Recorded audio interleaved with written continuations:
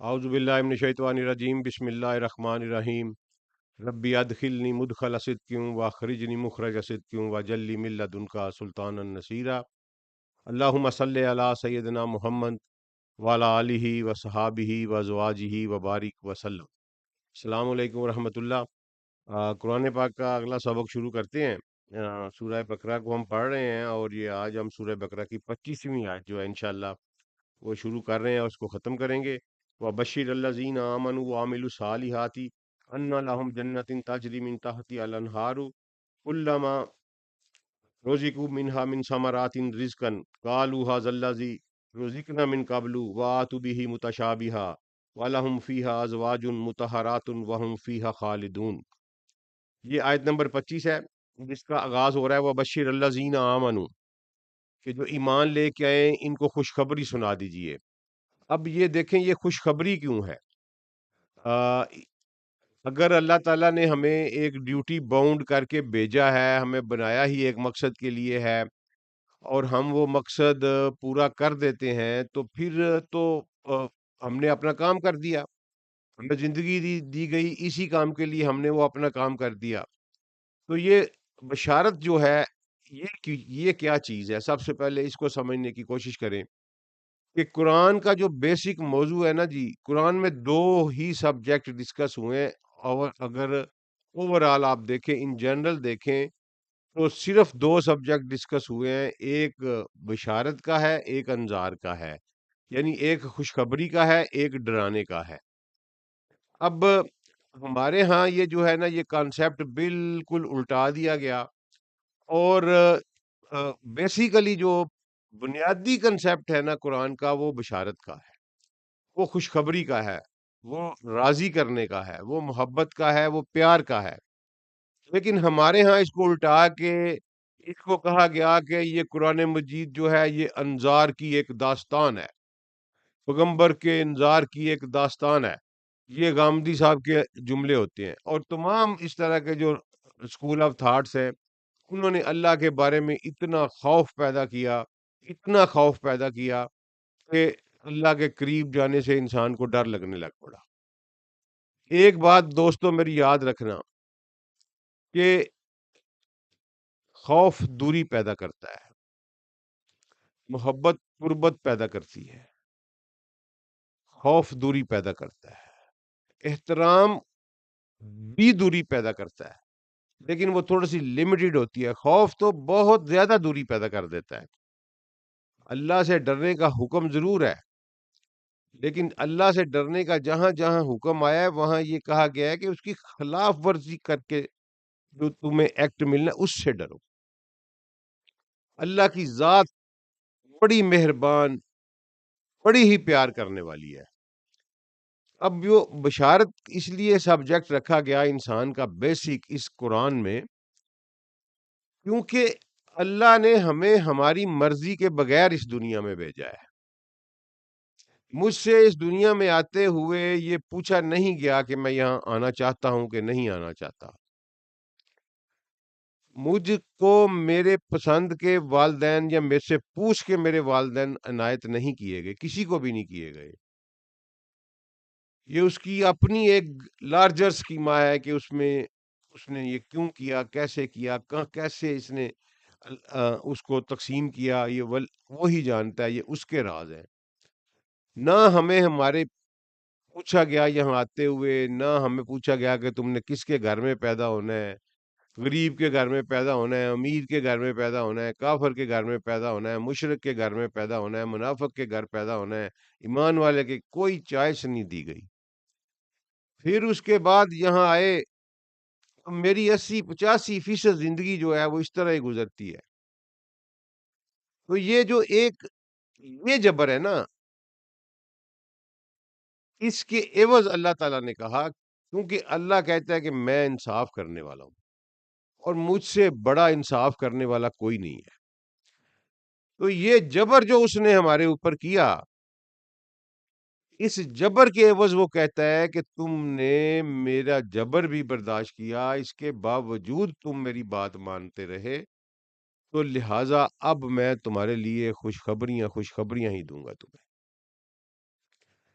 اور یہاں دیکھیں کہ رسول اللہ صلی اللہ علیہ وآلہ وسلم کے قرآن میں یہی دو وصف بیان ہوئے ہیں. یا ایھا الذین یا ایھا النبی انا ارسلناک شاہدا و مبشرا وداعیا الی اللہ باذنہ. تو اللہ تعالیٰ نے نبی کریم صلی اللہ علیہ وآلہ وسلم کو سب سے پہلے جو ٹائٹل دیا وہ مبشر کا دیا.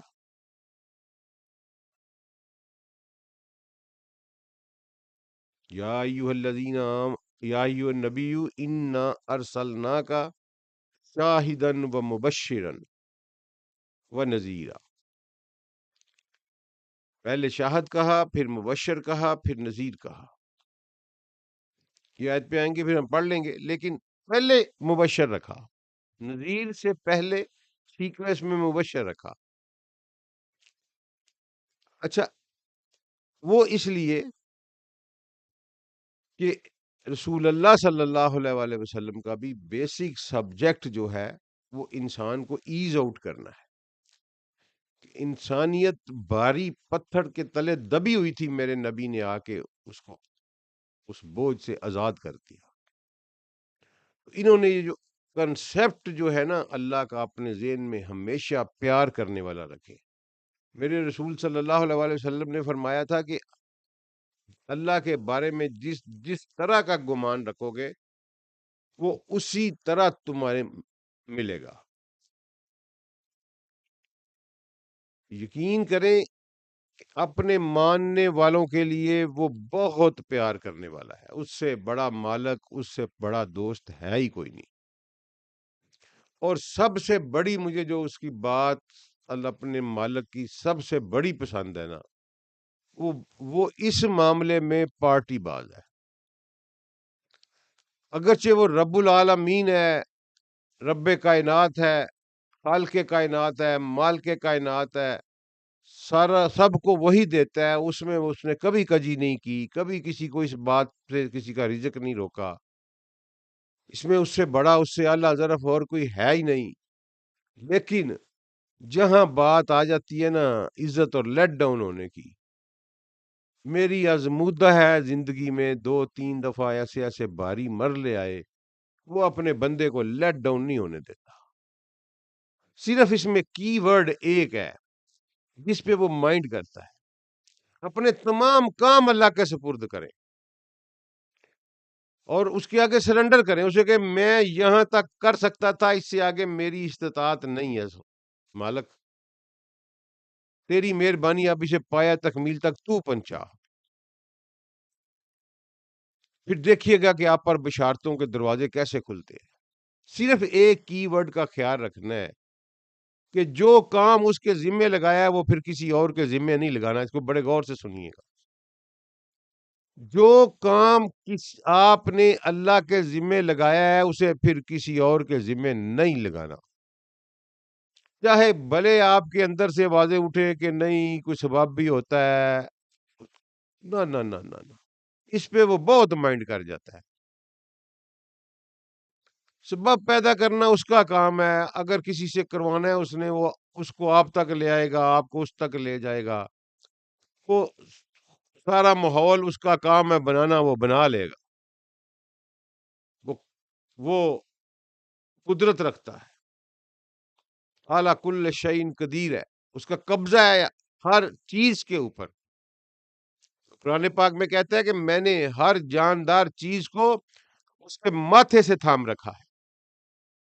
اب سائنٹسٹ کہتے ہیں کہ یہ فور ہیڈ جو ہے نا جی، اس کے پیچھے جو ہے وہ فور برین ہوتا ہے. ڈاکٹرز جو سن رہے ہیں وہ ایگری کریں گے میری بات کے ساتھ. فور برین کا فنکشن یہ ہے کہ وہ انسٹنٹ ڈیسیژن کرتا ہے. تو اللہ کہتا ہے کہ میں نے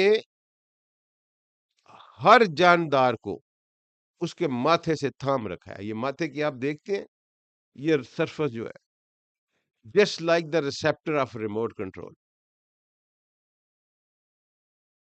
تو وہ جس نے جس سے جو کروانا ہے نا وہ کروا لیتا ہے. صرف اس کا مائنڈ کرتا ہے کہ یار اگر تو نے میرے ذمہ لگایا تھا تو نے مجھ پہ اعتبار نہیں کیا۔ عام بھی آپ سفارش کہیں کرتے ہیں نا ہم دفاتر میں، تو یہی ہوتا ہے، یہی فارمولہ چلتا ہے۔ ایک بندہ دو سفارشیں کروا لینا تو دل کرتا ہے اس کا کام خراب کر دے، کہ یار اس نے پہلے سے سفارش کروائی ہے، اس پہ بھروسہ ہی نہیں کیا، اس کا دل نہیں ٹھہرا۔ اللہ کو قیام کہہ کے کسی اور کو قیام کہنے کا مطلب ہے کہ ہمارا دل نہیں ٹھہرا اللہ کے اوپر۔ تو یہ جناب وہ بشیر الذین آمنوا وعملوا الصالحات، امان کو ہم ڈسکس کر چکے ہیں۔ عمل صالح کیا ہوتا ہے؟ خوشخبری دے دیجئے ان لوگوں کو جو ایمان لے آئے ہیں، یعنی مجھے انہوں نے مان لیا ہے، تو عامل الصالحات اور عمل صالح کرتے رہے ہیں یا کر رہے ہیں۔ عمل صالح کیا ہوتا ہے؟ عمل صالح خیر کثیر کو کہتے ہیں۔ ہر وہ عمل جو آپ کی اپنی شخصیت کے لیے اور اس کے ساتھ ساتھ آپ کے گرد و نواح میں موجود ہر ذی روح کے لیے کسی نہ کسی حوالے سے خیر کا باعث ہو، اسے عمل صالح کہتے ہیں۔ خیر کثیر لفظ قرآن نے یوز کیا ہے کہ ہم جس کو چاہتے ہیں اسے حکمت عطا کرتے ہیں، اور جسے حکمت عطا کرتے ہیں اسے خیر کثیر بھی عطا کرتے ہیں۔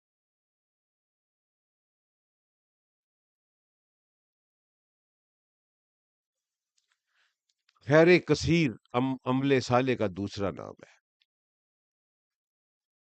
اس میں حقوق اللہ بھی آ جاتے ہیں۔ اس میں آپ نماز پڑھتے ہیں، کیوں پڑھتے ہیں؟ آپ کی اپنی ذات کی بہتری ہے اس میں آپ، لیکن اس میں شرط اس نے یہ لگا دی ہے کہ خوشخبری ان لوگوں کے لیے ہے، مبشرات ان لوگوں کے لیے ہیں، انعام اور اکرام ان لوگوں کے لیے ہیں جو مجھے مان کر یہ خیر کثیر کریں گے۔ خیر کثیر وہ سب کو عطا کرتا ہے کیونکہ وہ رب العالمین ہے۔ یہ الیگزینڈر فلیمنگ نے پینسلین بنائی، یہ خیر کثیر ہے۔ جس نے انسولین ایجاد کی، آج روزانہ کے کروڑوں اربوں انسان اس سے فائدہ اٹھا کے اپنی زندگی بچاتے ہیں، اس کو کہتے ہیں خیر کثیر۔ انسان اب صبح نکلتا ہے اپنے بچوں کے لیے کما کے لے کے آتا ہے، اسے کہتے ہیں خیر کثیر۔ وہ کہتا ہے یہ خیر کثیر، یہ جو عمل ہے جو تمہیں میں نے کیپیسٹیز عطا کی ہیں، اس کو اگر تم میری حدود اور قیود میں رہ کر اور میرے کنسپٹ کو ذہن میں رکھ کے صرف یہ سوچ، کیونکہ ایمان کا تعلق غیر مرئی ہے، عمل مرئی ہے، ایکٹ ہے نا، ایمان غیر مرئی ہے۔ جسٹ آپ نے ایک کنسپٹ رکھنا ہے کہ یار میں نے اپنے بچے کو اچھی سے اچھی تعلیم دلانی ہے، اپنے سارے وسائل کو بروئے کار لا کر، کیونکہ میرے اللہ نے حکم دیا ہے اس کا یا میرے نبی نے حکم دیا ہے اس کا، میں اسے ایک اچھا انسان بنانا چاہتا ہوں جو میرے اللہ کی مخلوق کے لیے بہتر کام کرے، جو میرے رسول کی امت، بس یہ آپ نے سوچنا ہے۔ آپ نے جو کچھ لگایا ہے اللہ کے اپنے بیٹے کے اوپر، اپنے بیٹے کے اوپر، وہ آپ کا عمل صالح بن جائے گا۔ اب دیکھیں یہ کیسا ماسٹر ہے، اور آگے جا کے کہتے ہیں ان لہم جنت تجری من تحتها الانہار، وہاں پیچھے آپ نے پڑھا تھا لہم عذاب عظیم، لہم عذاب علیم، اور یہاں کہہ رہے ہیں لہم جنت تجری من تحتها الانہار۔ یاد رکھیے گا کہ ایمان والا جو ہوتا ہے وہ عمل صالح سے خالی نہیں ہوتا۔ رسول اللہ صلی اللہ علیہ وسلم نے فرمایا کہ ایمان ہلال کی طرح ہے، کبھی گھٹتا ہے کبھی بڑھتا ہے، اسی سیکوینس سے آپ کا عمل صالح بھی کبھی گھٹتا ہے کبھی بڑھتا ہے، لیکن وہ خالی نہیں ہوتا۔ جس کا جس کی زندگی ایمان اور عمل صالح سے خالی نہیں ہے،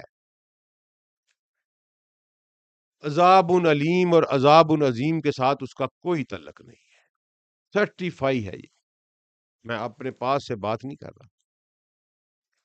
میرے رسول صلی اللہ علیہ وآلہ وسلم نے فرمایا، میں وہ لوگ آپ لوگ ریفرنس مانگتے ہیں تو میں انشاءاللہ جو احادیثیں ہوں گی ان کے ریفرنس میں گروپ میں دے دیا کروں گا، اس طرح ٹائم بڑا لگتا ہے۔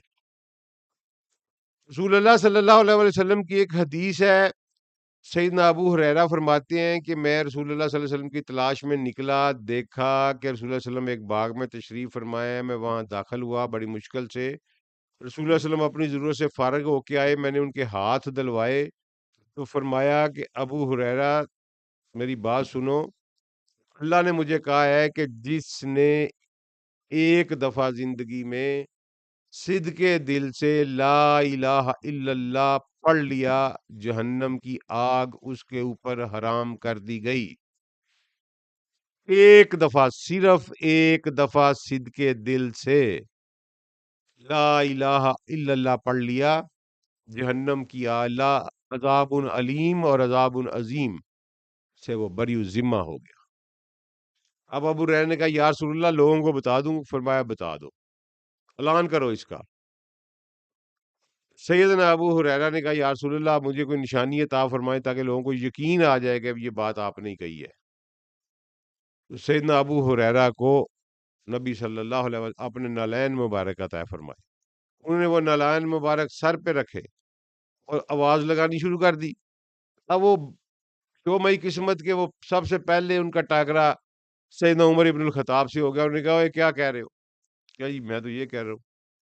تو انہوں نے انہیں دھکا دیا کہ کیوں کہہ رہے ہو یہ؟ انہوں نے کہا مجھے تو رسول اللہ نے کہا ہے۔ ان کا چلو اور رسول اللہ صلی اللہ علیہ وسلم کے پاس چلتے ہیں۔ سیدی رسول اللہ کے پاس گئے، ابو ہریرہ نے شکایت لگائی سیدنا عمر کی، تو سیدنا رسول اللہ صلی اللہ علیہ وسلم نے کہا کہ عمر یہ میں نے ہی کہا تھا۔ سیدنا عمر نے ہاتھ جوڑ دیے کہ یا رسول اللہ اس کو پبلک نہ کروائیں، لوگوں نے عمل چھوڑ دینا ہے۔ رسول اللہ صلی اللہ علیہ وسلم مسکرا پڑے، پبلک تو ہو گئی، میرے تک بھی پہنچ گئی ہے جی، پبلک کا ہونے سے عمر بن خطاب کیسے روک سکتے تھے؟ ان کا اپنا ایک میرا مطلب ایک کنسرن تھا، پبلک تو ہوگی، میرے تک پہنچ گئی، آپ تک پہنچ رہی ہے۔ ایک دفعہ نہیں ہوا، یہ متعدد دفعہ ہوا۔ ابو ذر غفاری کی بہت مشہور حدیث ہے، اس میں بھی یہی الفاظ ہیں کہ جس نے ایک دفعہ لا الہ الا اللہ کہہ دیا، اللہ نے جہنم کی آگ اس پہ حرام کر دی۔ آگے سے ابو ذر نے کہا یا رسول اللہ چاہے چوری کی ہو چاہے زنا کیا ہو، غور کیجئے گا، آج انسانوں سے نفرت کرنے والے جبے اور دستار سجا کر اپنے آپ کو لوگوں سے معتبر سمجھنے والے یہ سن لیں کہ میرے نبی کیا ارشاد فرما رہے ہیں۔ کہا چاہے زنا کیا ہو چاہے چوری کی ہو، فرمایا ہاں چاہے زنا کیا ہو چاہے چوری کی ہو۔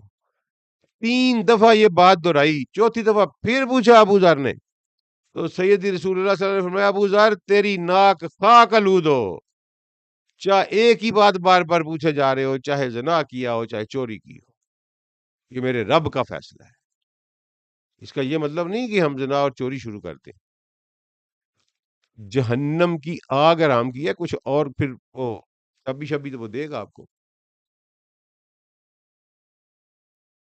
لوگوں کے حقوق کھائیں گے، یتیموں کا مال کھائیں گے، کرپشن کریں گے، حقدار کا حق نہیں دیں گے، جہنم کی آگ آپ پہ حرام کیا اس نے، وہی اور کچھ ابھی دے گا، وہ ضرور دے گا۔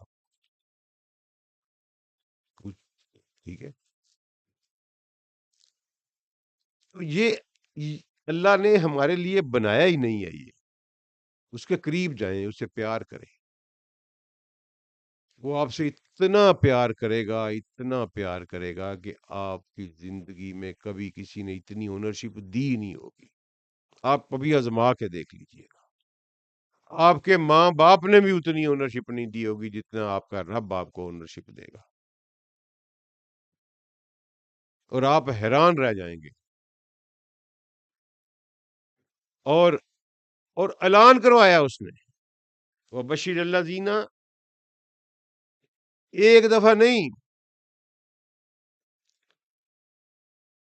قل یا عبادی الذین اسرفوا علی انفسہم، اے میرے نبی، اے میرے پیغمبر، میرے بندوں سے کہہ دو. میرے جیسے گندے انسان کو اللہ نے میرا بندہ کہہ کر مخاطب کیا ہے، اپنا بندہ.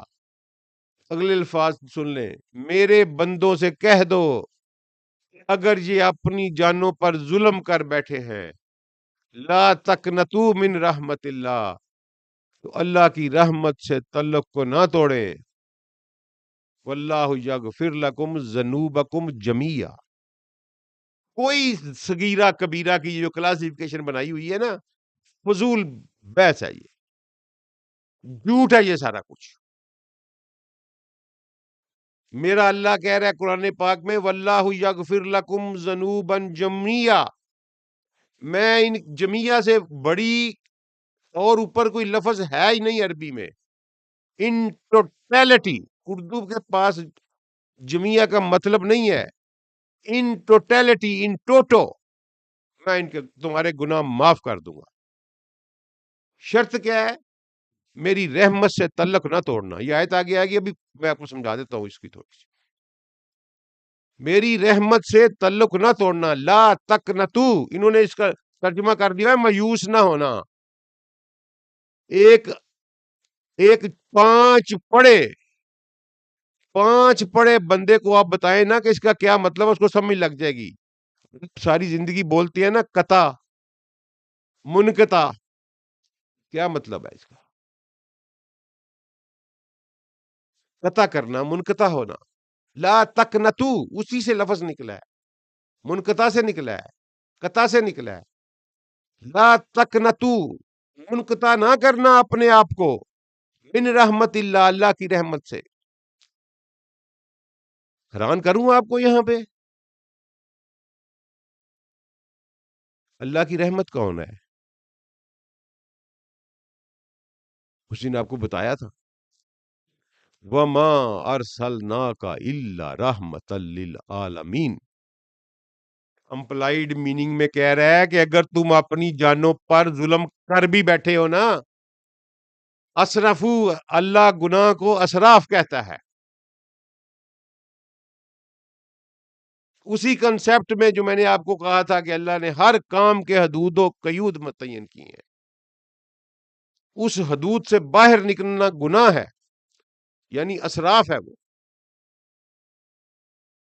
کسی بھی اسپیکٹ میں لے لیں تو اللہ کہتا ہے کہ اگر تم کر بھی بیٹھے ہو نا اپنی جانوں پہ ظلم، تو میرے محبوب سے تعلق کو نہ توڑنا.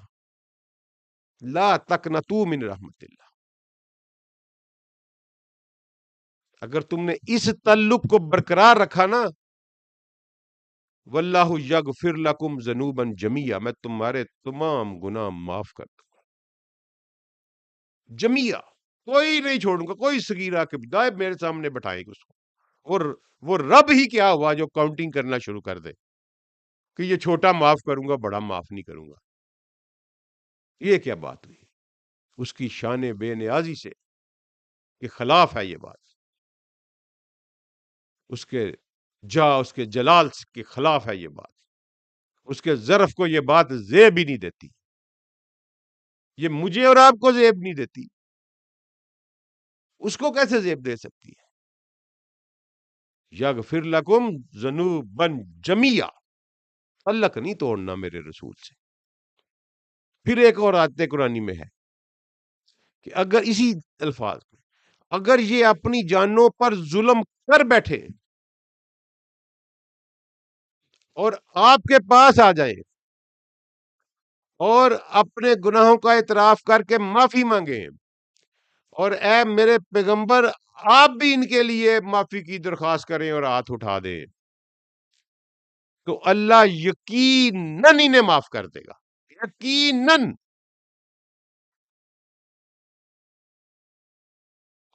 کہتے ہیں اس زمانے کے لیے آیت تھی.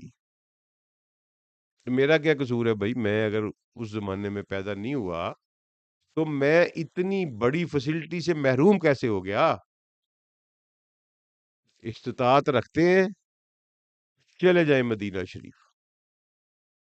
کوئی ظلم ہو گیا ہے، کوئی پچھتاوا آ گیا ہے، احساس ہو گیا ہے، وہاں چلے جائیں، اسی آیت کو وہاں جا کے پڑھیں کہ باری اے میرے رسول، قرآن کے آپ کے دیے ہوئے قرآن کے ذریعے اللہ نے ہم سے وعدہ کیا ہے کہ اگر ہم آپ کے در پہ آ جائیں ٹھکرائے نہیں جائیں گے، میں آیا ہوں، مجھے ٹھکرائیے گا نہیں، خیر نہ ملے قیامت والے دن مجھے پکڑ لیجیے گا، یہ دین ہے، اس طرح کا رب ہے، اس طرح کا رسول ہے، یہ بشارتیں ہیں کہ ان کو بتا دو۔ آگے یہ جو ہے نا، یہ جنت ان تاجری، وہاں باغات ہوں گے اور وہاں نیچے نہریں بہتی ہوں گی، اور ان کو کہا جائے گا کہ جو مرضی کھاؤ پیو، اور پھر وہ جب وہ پھل دیکھیں گے تو کہیں گے کہ اس طرح کے پھل تو ہمیں پہلے بھی دیے گئے تھے، تو انہیں بتایا جائے گا کہ نہیں، وہ اس کے متشابہ تھے، اس طرح کی شکلیں تم وہی ہیں، یعنی یہ صرف سمجھانے کے لیے بتایا، ورنہ جنت کی زندگی کو، جنت کی چیزوں کو انسان کی کسی انسان کی تصور میں بھی نہیں آ سکتی۔ اسی لیے انسان وہاں کہے گا، مثلا انار مانگے گا اگر، تو جب انار آئیں گے تو شیپ وہی ہوگی، لیکن ان کا ذائقہ، ان کی کیمسٹری ڈفرینٹ ہوگی۔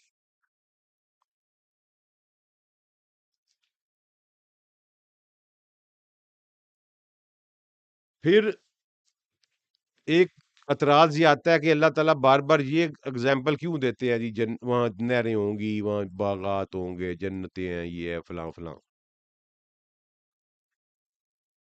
آپ نے کبھی یہ غور کیا ہے کہ جب کبھی ہم ریکریشن کے لیے جانا چاہتے ہیں، انجوائے کرنے کے لیے جانا چاہتے ہیں، تو کیا کرتے ہیں؟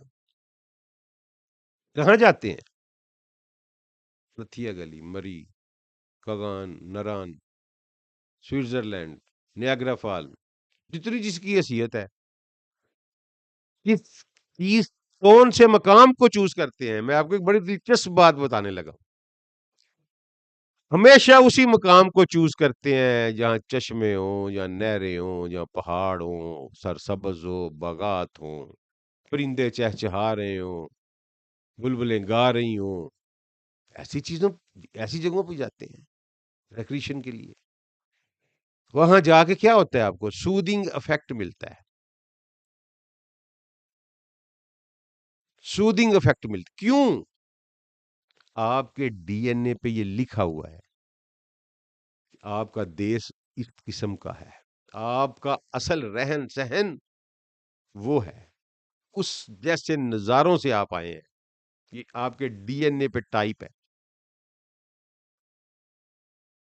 اس پلانٹ کے اوپر یہ ایلین ہے، اس کو صرف یہاں مستقر دیا گیا، یہ باڈی دی گئی، اس نے ادھر ہی رہ جانا ہے۔ اگلی چند آیات بعد آدم کا قصہ شروع ہو رہا ہے، انشاءاللہ اس پر پھر تفصیلی گفتگو کر لیں گے، لیکن اشارتاً بتا دیتا ہوں، یہ جہاں سے آیا ہے نا، یہ وہیں وہ ڈھونڈتا ہے، یہ یہاں پر پھر اس سے جب ملتی جلتی چیزیں جب اس کو ملتی ہیں، تو اس کے جینز کے اوپر پھر وہ دستک ہوتی ہے، اس کو سودنگ ملتی ہے، اس کا گھر وہ ہے۔ اس لیے اللہ بار بار یہ مثالیں دیتا ہے، کیونکہ مینوفیکچر اس نے کیا ہوا ہے نا، اس کو پتا ہے کہ یہ کدھر کھینچتا ہے۔ ایک یہ ہے ہماری ریکریشن اور انجوائمنٹ، اور ساری کی ساری انجوائمنٹ جو ہے نا جی، وہ بے معنی اور بے مطلب ہو کے رہ جاتی ہے اگر اس میں آپ کا سیکشل انکاؤنٹر نہیں ہوتا، کوئی انجوائمنٹ نہیں، زیرو، بور ہو جاتا ہے انسان۔ کوئی غلط مطلب نہ لیجئے گا، میں ایک جبلت کی بات کر رہا ہوں۔ کیوں ٹورسٹ پلیس کے اوپر انہوں نے نائٹ کلبز کھولے ہوئے ہیں؟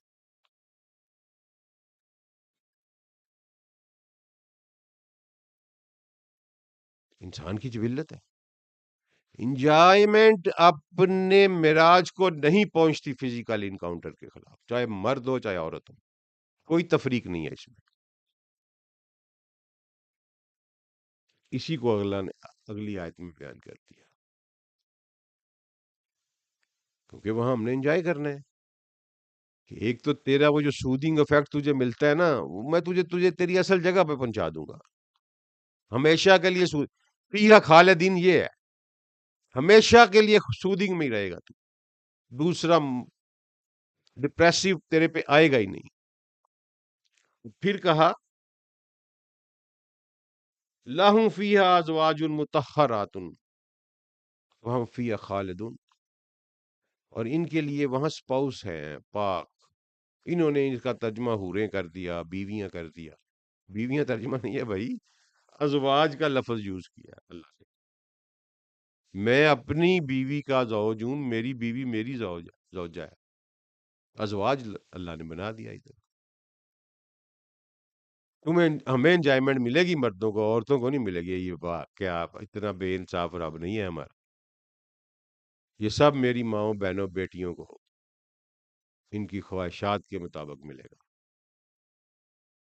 اس کا سسٹم کیا اللہ بناتا ہے یہ وہ بہتر جانتا ہے، لیکن یہ ہو نہیں سکتا میری خواہش تو پوری ہو اور میری اسپاؤس کی خواہش پوری نہ ہو ادھر، یہ نہیں ہو سکتا، پھر وہ اللہ کاہے کا ہوا، رب کاہے کا ہوا۔ اس لیے یہ غلط ترجمہ کیا گیا، یہاں ازواج مطہرات کہا گیا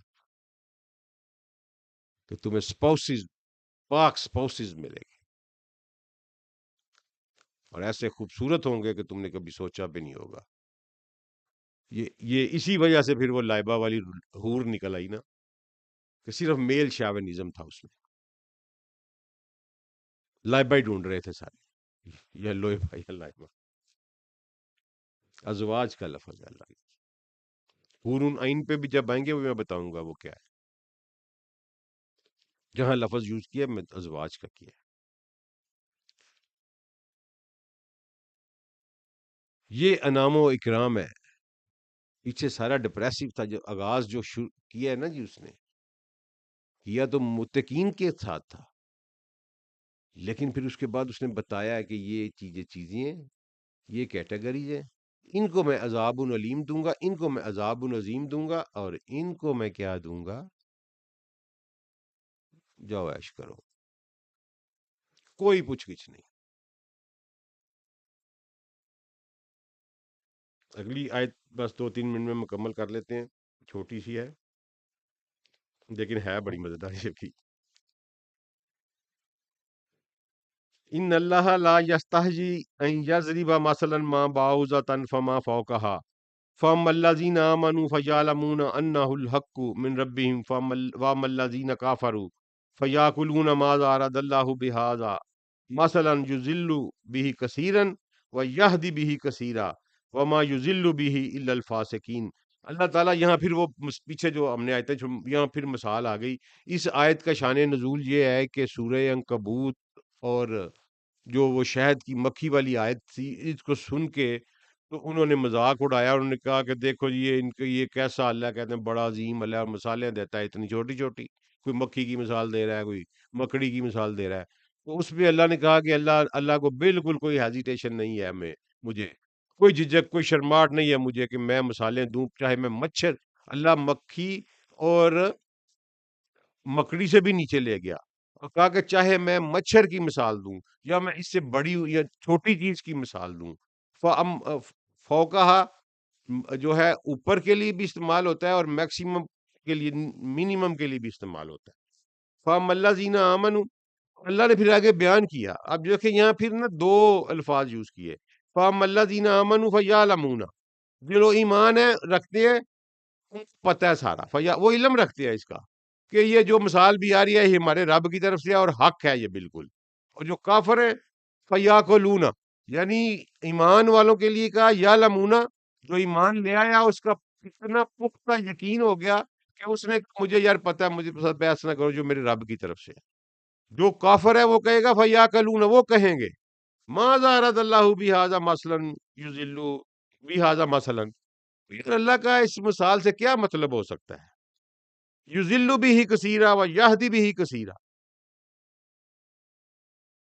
ہم بہت سارے کو اس سے گمراہ کر دیتے ہیں، بہت ساروں کو اس سے ہدایت دے دیتے ہیں، اب اس آیت کے ٹکڑے کو نا سب سے زیادہ مس یوز کیا گیا پاکستان اور انڈیا میں. انہوں نے اس آیت کے ٹکڑے کو کاٹا، ساری بات آپ کا ذہن سب نے سنا ہوا ہے، اور کہا جی نہ نہ نہ نہ نہ، قرآن کے قریب نہ جائیے گا، قرآن خود نہ پڑھیے گا. قرآن جو ہے نا جی، یہ تو اس میں سے لکھا ہوا ہے کہ یذل بھی کثیرا و یہدی بھی کثیرا. بے ہی کو قرآن کی طرف لے گئے کہ اللہ اس سے بہتوں کو گمراہ کر دیتا ہے، اللہ اسے بہتوں کو ہدایت دیتا ہے.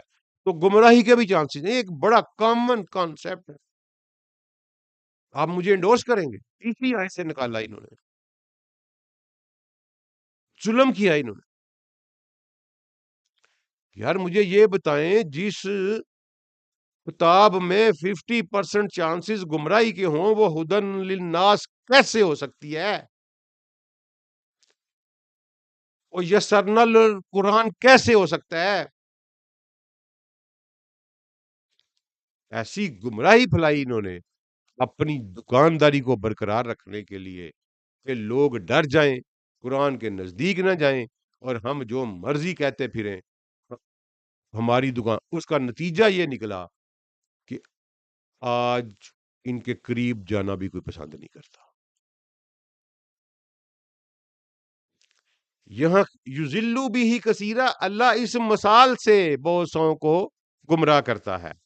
وہ یہدی بھی ہی کثیرہ، اور اس مثال سے بہت ساروں کو ہدایت دیتا ہے. اوپر بھی اللہ یہی کہہ رہا ہے. ایمان والے کہیں گے کہ ہمیں پتہ ہے یار یہ ہمارے رب کی طرف سے، اور یہ کہیں گے یار اس سے اللہ کا کیا مطلب ہے. جو کافر ہے وہ کہیں گے اس سے کیا مطلب ہے اللہ کا. تو یہی وہ طبقے ہیں. کچھ کو اللہ اس بے ہی سے مراد اوپر والی مثال، انہوں نے قرآن کو لگا دیا بے ہی.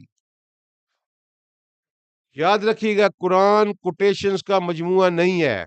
یہ قرآن کو اللہ نے کتاب کہا ہے. کتاب کا ربط ہوتا ہے، کتاب کا نظم ہوتا ہے، کتاب کا ربط کلام ہوتا ہے، کتاب کا حاصل کلام ہوتا ہے. میرے رسول صلی اللہ علیہ وآلہ وسلم پورے قرآن کی ترتیب لگا کے، اس کو جمع کر کے، اس کو دو گتوں میں محفوظ کر کے امت کو دے کے گئے ہیں. یہ جمع القرآن کا جو ہے نا پھیلایا ہوا انہوں نے، کوئی سمجھ بالکل غلط ہے. یہ سیدی رسول اللہ نے پورا پورا قرآن جمع کر کے اس کو آخری رمضان مبارک میں اس کو عرضہ اخیرہ کہتے ہیں.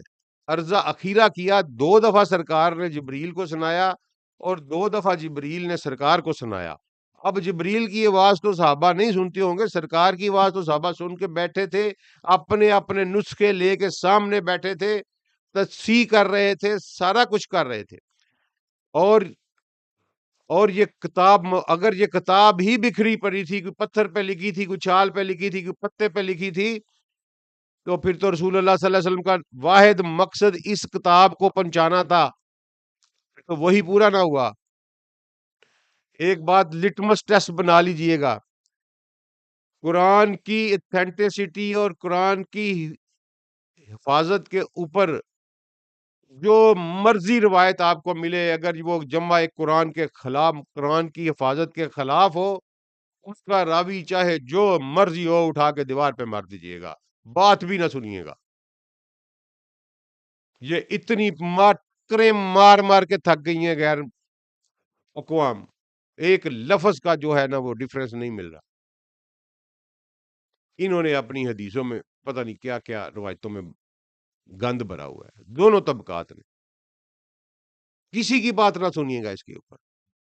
میرے جو اہل تشیع بھائی سنے، جو اہل سننا سن رہے ہیں، اہل حدیث جس سے بھی آپ تعلق رکھتے ہیں، قرآن کی حفاظت اور قرآن کی کاملیت کے اوپر کوئی بات سننے پہ روادار نہ ہوئیے گا. زندگی میں اٹھا کے دیوار پہ مارے، چیک کرنے کی ضرورت ہی نہیں ہے راوی کون ہے، روایت صحیح ہے، ضعیف ہے، حسن ہے، کچھ ضرورت نہیں، اٹھا کے دیوار پہ مارے.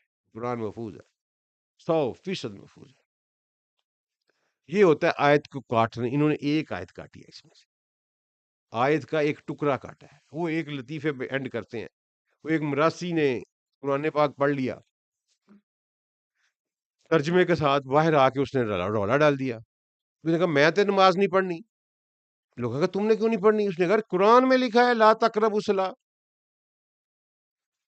کہ نماز کے نزدیک بھی نہ جاؤ۔ تو انہوں نے کہا یار آگے بھی پورا پڑھو اس کو، اس میں لکھا ہوا ہے کہ وان تم سکار، جب تم نشے میں ہو۔ انہوں نے کہا پورا قرآن کسی دا پیو بھی نہیں پڑھ سکتا، نہ پورے قرآن تے کسی دا پیو بھی عمل نہیں کر سکتا، جنی توفیق ہے وہ نہیں کریں گے۔ انہوں نے یہ لا تقربوا الصلاۃ والے کام کیے۔ آیت میں سے ایک ٹکڑا کاٹ کے لگا دیتے ہیں۔ کبھی ایسے نہ کریے گا، کبھی ایسے نہ کریے گا۔ قرآن کو ضبط ربط اور نظم کے ساتھ پڑھنا ہے۔ یہ دو آیات آج ہم نے پڑھ لی۔ ٹائم زیادہ ہونا ہے، اب فون ہونا ہے ٹائم زیادہ، اب میں اب کیا کر سکتا ہوں۔ السلام علیکم ورحمۃ اللہ، دو حصوں میں سن لیجئے گا۔ بہت شکریہ۔